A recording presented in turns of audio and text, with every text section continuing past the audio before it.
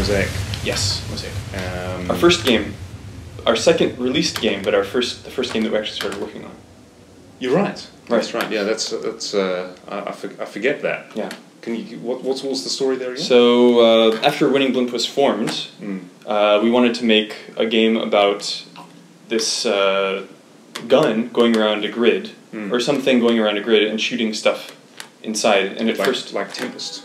Yeah, a little bit like Tempest, except orthogonal, so no like depth in the screen, and shooting like it was first themed as viruses in a computer, right? Right. So you're like this defender gun shooting viruses in a computer. That was actually that idea got from an Amiga game called Interphase, which you may not have heard of. No. Interphase. You told me about that. Though. Yeah, Interphase was a 3D game where you actually inside a computer as a virus buster, right, shooting like bullets at viruses and stuff. Right. But we never, we still didn't have our process down. Again, I think we kind of figured out what we were doing after we released Ambion. And you, with your traditional design background, were thinking about, core concepts of the game and also the target audience, which I never really thought about, even though I've been making games for a long time. But that really just changed our whole thinking about how to make games. Right. I think I tried to bring in some industrial design, product design thinking into the process. Whereas product design, you start entirely with the concept. Right. What is it that you're trying to achieve for who? Right. And that's what we were trying to, with Mosaique, that was what we were trying to do. And I think it all started watching my wife enjoying a session of bubble wrap popping. It was kind of like phased out, going like this, popping the bubbles of bubble wrap. And I thought, alone in a room. That's right, in a dark room in a corner. No, I think that's why I thought it would be interesting to have a game that gives you that same feeling of just sort of zoning out, right? Kind of just sort of glazed over. Drool coming down like that. Well, no, okay, maybe not the drool part, but and that's when we started thinking about the audience. And I was thinking about okay, maybe because before the game was very dark and about busting viruses and stuff. And I was thinking, okay, well, if it's for more of a female audience, maybe we can think about like color matching and a bit more brighter theme. And I thought about instead of shooting bullets. Yeah, in the end we actually decided we wanted to make it for more of a female audience, but I don't think at that stage we'd even decided about...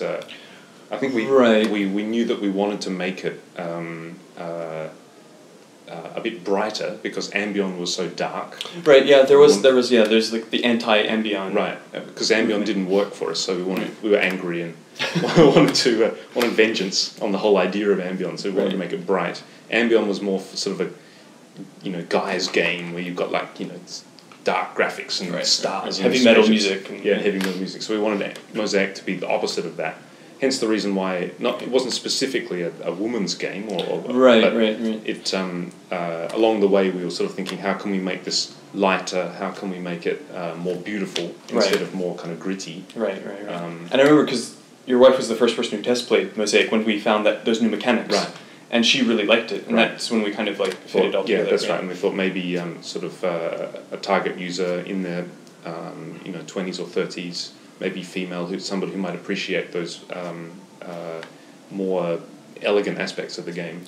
Not that men can't appreciate elegance, right? Of course, as we we are testimony to. Yes, I mean look at our setup here. From Walgreens. But I think we were really lost when we were first making Mosaique because, well, it was called Viraxis at that time, right? That's right. But we were really lost because we didn't have like a goal to reach, right? So we're like, should it have this kind of score, or should it have a timer, or should it have this or that? And once we figured out, we're going to make this relaxing experience for this type of person, that's when all those design decisions could just fall into place. Right. And we weren't stabbing in the dark anymore. We were like, okay, it's a relaxing experience, so no timer, right? And we actually had no score at first, right? That's right. We added the score kind of later on because of other reasons, but yeah, we wanted to make it more relaxing. That's right. Yeah, and actually the music, what we found after doing Ambion was actually writing the music first, as we also did with Mosaique, when we actually properly started work on Mosaique after Ambion, Right. doing the music track first, again, as you said, helped us to have something to aim towards Right. artistically and from the game design point of view as well. So we pulled out a lot of game design elements out of the music, like for example the pacing tempo that things work at, Right. the fact that it's a 10-minute game, which is as long as the music was, is 10 minutes. Right. It takes 10 minutes to complete. A lot of those aspects came out of the music as well. The particles as well, I think. That's right, yeah. Because we wanted like this atmospheric, kind of windy, sandy feel. Yeah. That's right, yeah, that's right. So we were incredibly fortunate with Mosaic that it was very very popular, wasn't it? Right, it was. For a 99-cent puzzle game in a sea of free puzzle games. Right, yeah. An ever-expanding sea. We were very fortunate to get a lot of attention, and if there are any Mosaic players watching this... Thank you very much. Thank you, because it was a game that we really enjoyed putting together. Yeah. And to have people sort of really understand what we were trying to achieve with the game artistically and then enjoy that is a wonderful wonderful privilege. Right. So I think it was also a departure from the free-to-play model. And so we spent a lot more time just being more serious about promoting ourselves. Right. I think because with Ambion we basically just like put it out there and send out some hope press for the releases best and hope for the best. Put together by wishful thinking. right.